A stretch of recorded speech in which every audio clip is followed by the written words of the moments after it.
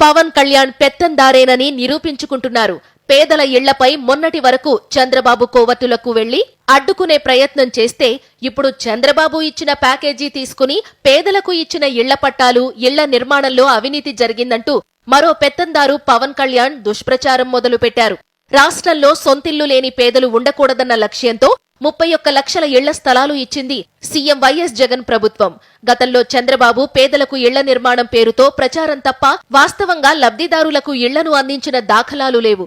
పైగా అమరావతిలో పేదలకు ఇళ్లు ఇవ్వాలని సీఎం వైఎస్ జగన్ ప్రభుత్వం నిర్ణయిస్తే కోర్టుకు వెళ్లి అడ్డుకున్న చరిత్ర పచ్చ పార్టీ నేతలది. ఇప్పుడు ఎన్నికలు దగ్గరకు వస్తుండటంతో అదే పేదల ఇళ్ల నిర్మాణంపై అక్రమాలంటూ మరోసారి బురద జల్లే వంతు పవన్ కళ్యాణ్ తీసుకున్నాడు.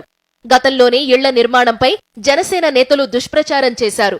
కమిటీలు వేసుకుని మరీ ఆయా ప్రాంతాల్లో పర్యటించారు. వారంతా ఎలాంటి అక్రమాలను నిర్ధారించలేకపోయారు. ఇప్పుడు ఎన్నికలు దగ్గర పడుతుండటంతో మరోసారి సీఎం వైఎస్ జగన్ ప్రభుత్వాన్ని అప్రతిష్టపాలు చేసేందుకు కుట్ర పన్నుతున్నారు. అయినా మీలాంటి పెత్తందారుల కుట్రలను సొంతింటి కల నెరవేర్చుకుంటున్న పేద ప్రజలంతా గమనిస్తున్నారు. వచ్చే ఎన్నికల్లో మీ పెత్తందారులందరికీ వారే ఓటు రూపంలో తగిన బుద్ధి చెప్తారు.